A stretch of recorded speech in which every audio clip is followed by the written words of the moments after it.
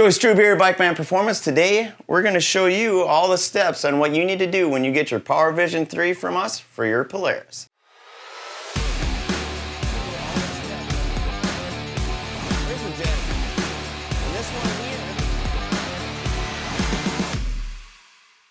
So the first thing you're going to want to do is you're going to want to get the cable, the PowerVision, and we need to hook them together. So we're going to plug them together, like so.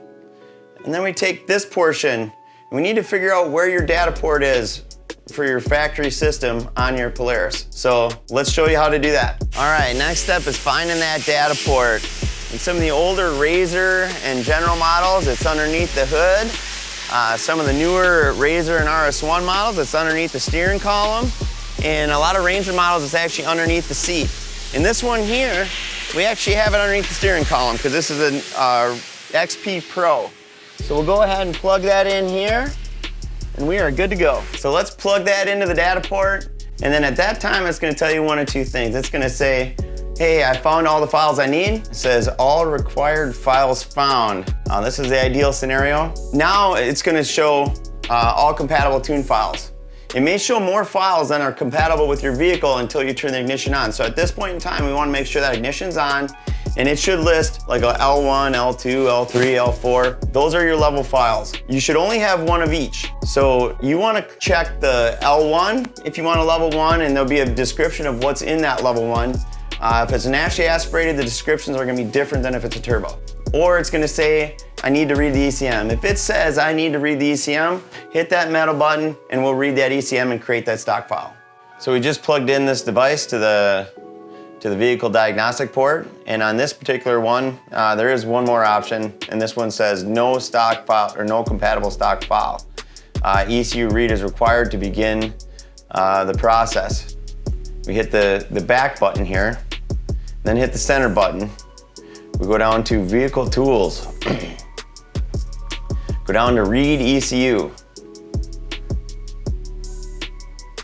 Read ECU can take up to 15 minutes to complete. This one's gonna do something funky. It's an error 206. So that means that an ECU read is not supported.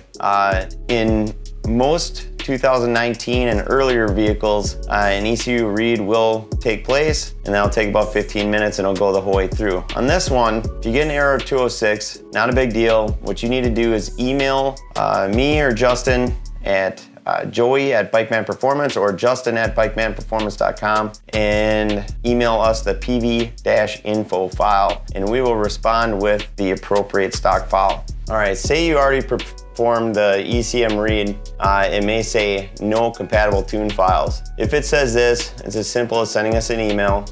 You send an email to Joey at Bikeman Performance or Justin at bikemanperformance.com, and we will return your tune files back to you. Just include the PV info file and the stock file that's in your device. Let's go back.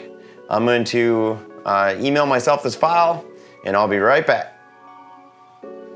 All right, so now we know you got the right levels for what you have, and let's select the right level tune. So we want to hit that center button to go to flash that tune in there, and I'm going to show you what to do. So basically you hit the center button, kind of looks like a TV screen. Hit that one. Now you'll see on this particular model, this is a XP Pro, one of the new 2020 turbos. So we have 3 different options within here, plus the stock file. You see the stock file ends in .stk. All the tune files end in .djt. Just for demonstration purposes, we'll do the level 1, and it gives you a tune info. So after you select level 1, it tells you what this is. And right at the bottom, you see level 1 performance tune, 91 octane, and you can scroll down and see more stuff. It says stock exhaust, full Bikeman exhaust, or Bikeman slip-on.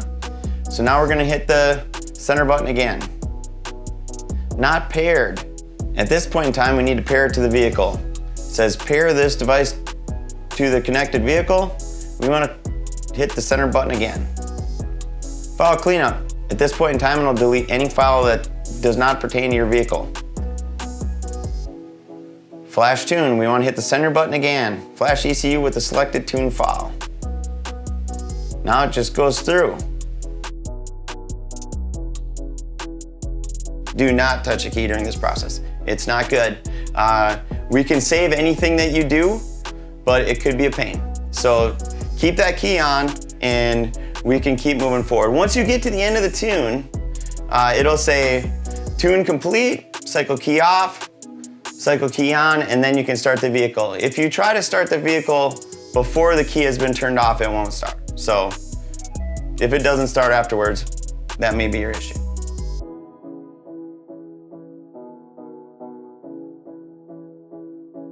Okay, now it says flash complete. At this point in time, you need to turn the key off, then turn the key back on and start it. That will verify the flash went in, and it should start up, everything be good to go. At the end of the flash, it'll tell you cycle key off, cycle key on.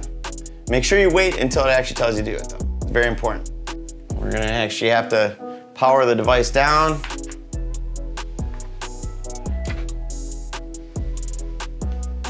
We'll power it back up.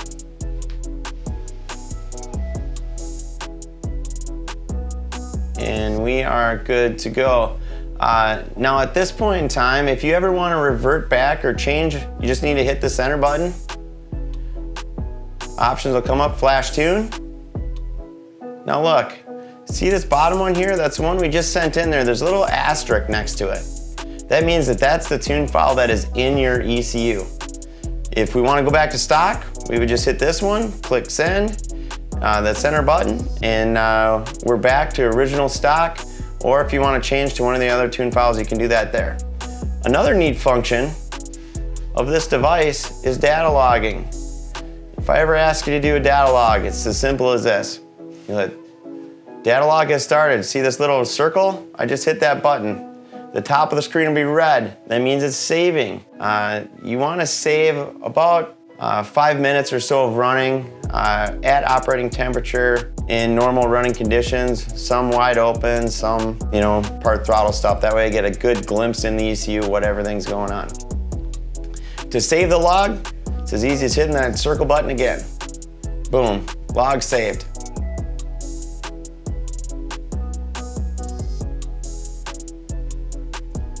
That's the DynoJet tutorial for today. Thanks for choosing Bikeman. Check out all our cool products at bikemanperformance.com.